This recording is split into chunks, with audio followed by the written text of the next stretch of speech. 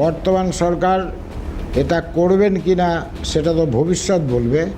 তবে এক্ষেত্রে একটা কথা আমি না বলেই পারছি না, এই যে আইনটা তৈরি হয়েছিল সেই আইনটা West Bengal fire service act 1950, তারপরে অ্যামেন্ডমেন্ট হয়েছিল 2003, নাম ছিল West Bengal fire service fire prevention and safety rules 2003।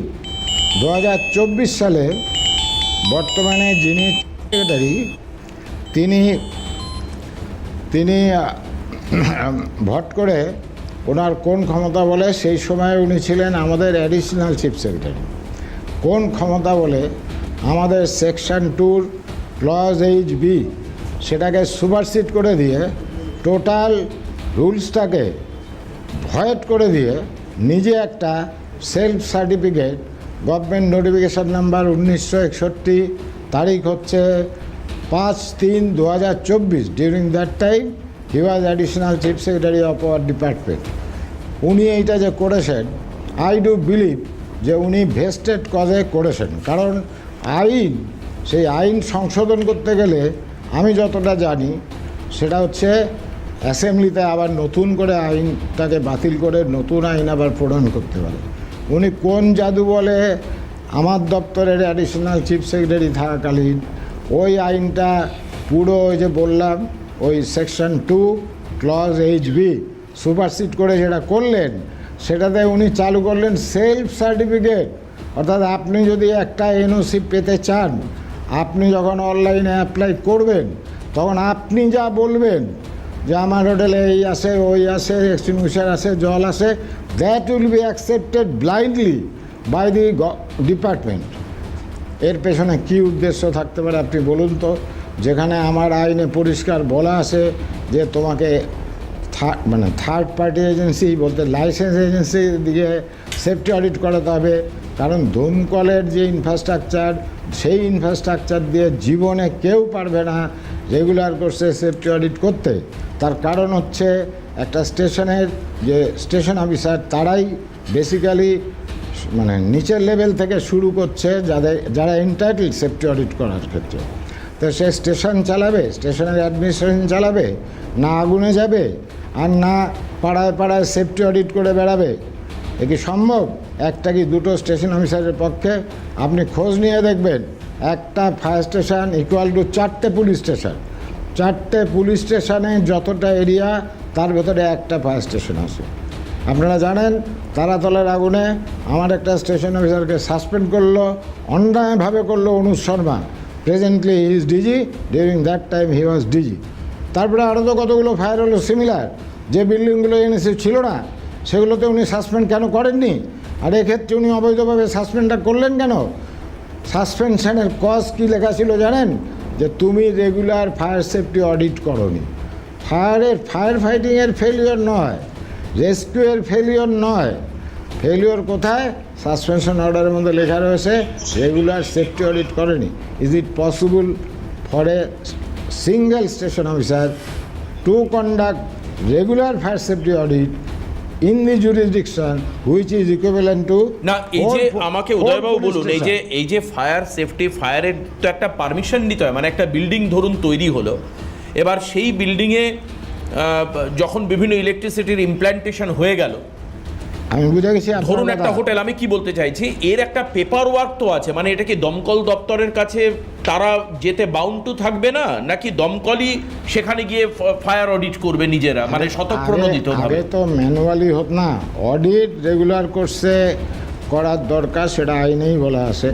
কিন্তু অডিটটা করার কথা লাইসেন্স এজেন্সি, ওই যে আপনাকে রুলটা কোট করলাম, সেই রুল অনুযায়ী এই সাবজেক্টটা দেওয়ার কথা লাইসেন্স এজেন্সিকে। যেহেতু তখন তারা রিয়েলাইজ করেছিল যে ফায়ার ব্রিগেডের ফায়ার স্টেশনের অফিসারকে দিয়ে এই টোটাল পশ্চিমবঙ্গের সেফটি অডিট করা যাবে না। কারণ তারা আগুনে যাবে, তারা স্টাফ কন্ট্রোল করবে, স্টেশনের ডিসিপ্লিন কন্ট্রোল করবে, তারা অ্যাডমিনিস্ট্রেটিভ যত রেকর্ড সেগুলো করবে। তাহলে লাইসেন্সের রেগুলেটরি অথরিটি কারা? নট অনলি লাইসেন্স, তারপরে NOC। লাইসেন্স খুব ছোট সাবজেক্টকে লাইসেন্স বোঝায়। আচ্ছা, সেটার আইনটা হচ্ছে 2000, রুলসটা হচ্ছে 2004, আইনটাও 2004। আচ্ছা, কিন্তু ওই আইনেই বলা আছে যে ইনিশিয়াল কাজগুলো সব লাইসেন্স এজেন্সিকে অ্যাপয়েন্টমেন্ট দেওয়া হবে, তার কী ক্রাইটেরিয়া হবে, কী কোয়ালিফিকেশান হবে, সে কোথায় দায়বদ্ধতা থাকবে, সে ফাঁকি মারলে কীভাবে পানিশমেন্ট পাবে, তার জেল কাস্টডির পর্যন্ত প্রভিশন দেওয়া আছে। সেই আইন বামফ্রন্টের আমলে তৈরি হয়েছে, তৈরি হওয়ার পরেই তারা আর ওটা নিয়ে এগোলো না।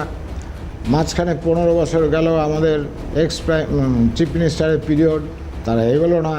তারপরে এই সরকার তো কেবল এসছে, তাদের হয়তো পুরো ব্যাপারটা বেশ, তার মানে আপনি বলছেন যে এনওসি দেওয়ার জন্য যে রেগুলেটরি অথরিটি এটা, এবং আপনি বলছেন যে ফায়ার স্টেশনও যথেষ্ট কম রয়েছে, একজন ফায়ার অফিসার যে থাকবেন দায়িত্বে। ফায়ার স্টেশনের সংখ্যা আমি কম বলছি না, অলরেডি 180 ছাপিয়ে গেছে। আচ্ছা, কিন্তু ওই ফায়ার স্টেশনের যে sanction man power, right from the officer to sweeper, ঠিক ঠিক ঠিক, সেটা প্রচণ্ডভাবে। আচ্ছা, আমার বুঝতে ভুল হয়েছে, আপনি বলছেন যে ফায়ার স্টেশন অ্যাডিকুয়েট কিন্তু ম্যান পাওয়ার একেবারে নেই। ম্যান পাওয়ার, ঠিক, equipments, instrument, fire crore crore টাকার যে ইনস্ট্রুমেন্টগুলো কেনার পরে থেকে গোডাউনজাত হয়েছে, সেইগুলো কেনা হয়েছে। এটা কোন সময় হয়েছে? এটা এটা কেনা আরম্ভ হয়েছে আপনার, না বলে পাচ্ছি না, আমাদের আগের যে ফায়ার মিনিস্টার ছিলেন সুজিত বসু, আর তৎকালীন সময়ে আমাদের অ্যাডিশনাল চিফ সেক্রেটারি ছিলেন মনোজ আগরওয়াল, ওনাদের পিরিয়ডে ম্যাক্সিমাম। বেশ, ওই সময় থেকে কেনা শুরু। আমি দীপঙ্কর দার কাছে আসবো। কেনা শুরু, এমন আইটেম কেনা শুরু যে আইটেমগুলো গোডাউন যাতে হবে কিন্তু বিকট টাকা কমিশন করে। বেশ, আমি বুঝতে পেরেছি যে আপনি যে সমস্ত মেশিনপত্রগুলো বলছেন আপনি সেগুলো ব্যবহার করাও হয়নি এবং সেই সময় করতে পারবে না, তবু কিনেছে কারণ কমিশনের লোভে। বেশ, কেন হয়েছে সেটা এটা হয়তো নীলাঞ্জনেরা ভালো বলতে পারবে। শুধু তাই নয়, আপনি আর একটা সেকেন্ড আমার কথা শুনুন। ডিভিশনাল অফিসার থেকে ডিরেক্টর পর্যন্ত প্রমোশনের রুলস হচ্ছে পিএসসির সাথে কনসাল্ট করে দিতে হবে। কিন্তু আমি যে অ্যাডিশনাল সেক্রেটারির কথা বললাম, উনি কোন ক্ষমতা বলে পিএসসিকে বিদ্যাঙ্গুষ্টি দেখিয়ে একের পর এক ডিভিশনাল অফিসার, ডেপুটি ডাইরেক্টর, ডাইরেক্টরের প্রমোশন দিলেন without consulting with the PSC. সেটাও আপনি বলছেন একটা বড় প্রশ্ন। দীপঙ্করদার কাছে আমি যাব। তাতে প্রশাসন ভেঙে পড়েছে। হ্যাঁ, আমি বুঝতে পেরেছি, আপনি বলছেন যে এর ফলে দমকলের প্রশাসন ভেঙে পড়েছে, টেকনিক্যাল জায়গাটা, এবং আপনি অ্যাডমিনিস্ট্রেটিভ জায়গাও বললেন। এবার দীপঙ্করদা, নীলাঞ্জন, সুজিতদা কে কি বলছেন আমি শুনবো রাজনৈতিকভাবে তাদের বক্তব্য। একটা ছোট্ট বিরতির পর ফিরে আসছি সবার সামনে, সবার কাছে আবারও আমরা এই প্রসঙ্গে উত্তর খোঁজবার চেষ্টা করব যে অ্যাটলিস্ট আগুনের দ্বারা প্রাণ বাঁচানোর ক্ষেত্রে নিরাপত্তাজনিত ব্যবস্থাটা যেন অ্যাটলিস্ট ফুল প্রুফ থাকে। সেটা তো সবাই চাইবেন, আগুনে প্রাণ যেতে পারে, এটা কোনো বিশেষ ঘটনা নয়, কিন্তু কোথাও এক্সটিংগুইশার নেই বা কোথাও বেরোনোর জন্য এসকেপ রুট নেই, কিছুই নেই। এই ব্যবস্থাগুলো তো চোখে আঙুল দিয়ে ভয়াবহতা তৈরি করছে। দুর্ঘটনা, কিন্তু দুর্ঘটনার পর যখন তদন্ত করতে যাওয়া হচ্ছে, চক্ষু চড়ক গাছ হয়ে যাওয়ার মতো অবস্থা। আসছে বিরতির পর, সঙ্গে থাকবেন। দেখুন, সাধারণ চর্মচক্ষে যা দেখতে পাওয়া যায়, আমি বিশ্বাস করি যে মিডিয়ার ক্যামেরা গেলে তার থেকে বেশি কিছু দেখতে পাওয়া যায়। সকাল থেকে আমাদের দুই প্রতিনিধি ওই মির্জা গালিব স্ট্রিট চত্বরে ঘুরে বেরিয়েছেন ক্যামেরার লেন্সে তুলে ধরবার জন্য যে কি কি অপ্রতুলতা রয়েছে। অভিরূপা সাহা এবং খালিদ জামাল, আমাদের দুই প্রতিনিধি ওই এলাকায় ছিলেন। দেখুন, প্রত্যেক বক্তা বলবেন, সময় অত্যন্ত কম। আমি অভিরূপার যে ওখানে ঘুরে দেখানো যে পরিস্থিতি, সেটা একবার একটু দেখানোর চেষ্টা করি আপনাদের। দেখুন, দম্পতি তারা গত 4 তারিখ এসেছেন তাদের ছেলের চিকিৎসা করানোর জন্য, আর তারপরেই এই ভয়াবহ অভিজ্ঞতার সম্মুখীন হতে হলো তাদের। হোটেল যাপন ঠিক একই রকম উপায়ে বা পন্থায় এই বীরেশ্বর মিত্র তিনি তৈরি করেছিলেন, এবং এভাবেই দেখতে পাওয়া যাচ্ছে যে ফায়ার এক্সটিংগুইশারগুলো রয়েছে, সেই ফায়ার এক্সটিংগুইশারগুলো যথাযথ সময় রিফিল করা হয়নি কোনো রকম ফায়ারের অডিট।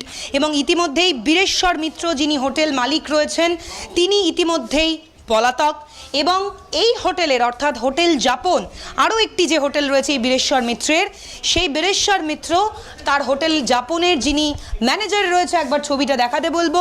হোটেলে কেউ নেই, ম্যানেজারের যে সিট সেই সিট একেবারে ফাঁকা।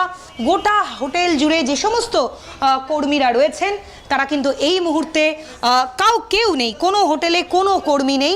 আপাততভাবে এই হোটেলগুলোতে এই অন্যান্য হোটেলের যারা আবাসিকরা ছিলেন, অর্থাৎ যে ভবনে অগ্নিকাণ্ডের ঘটনা ঘটেছে সেই হোটেলে যারা অন্যান্য আবাসিকরা ছিলেন তাদেরকে আপাততভাবে একটা অস্থায়ী শেল্টার দিয়েছেন পুলিশ প্রশাসন। ক্যামেরায় দেবাঞ্জন মণ্ডলের সঙ্গে অভিরূপা সাহা, ক্যালকাটা নিউজ, কলকাতা।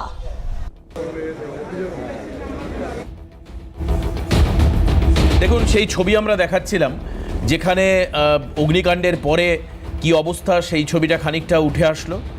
এবার আবার ফিরে আসবো, ফিরে আসার পর আমি চলে যাব দীপঙ্করদার কাছে। দীপঙ্করদা, এই তো পরিস্থিতি, এখন সরকারের 100 দিন হয়েছে, প্রত্যেকটি জায়গায় নজর দিতে পারবে সরকার? মানে অ্যাটলিস্ট ত্রুটি বিচ্যুতিগুলোকে রিপেয়ার করা সম্ভব হবে? এর মধ্যে আমরা তারাপীঠে দেখছিলাম যিনি ফায়ার ইন্সপেক্টর, তাকে সাসপেন্ড করা হয়েছে, 15টি হোটেলকে আপাতভাবে বন্ধ করে দেওয়া হয়েছে। এই ধরনের কিছু পদক্ষেপ, রাষ্ট্রিক স্টেপ কিছু? দেখুন, এই ঘটনাগুলো সম্পূর্ণভাবে মানে কিভাবে ব্যক্ত করা যায়, একটা হৃদয় বিদারক ঘটনা। ঠিকই, যারা এসেছে তারা জানে না কালকে গতকাল এসেছেন, আজকে বেরোতে তাদের জীবনের শেষ হয়ে যাবে এটা বুঝতে পারিনি। মির্জা গালিব স্ট্রিটের ঘটনা, তারাপীঠের ঘটনা, এই ঘটনাগুলো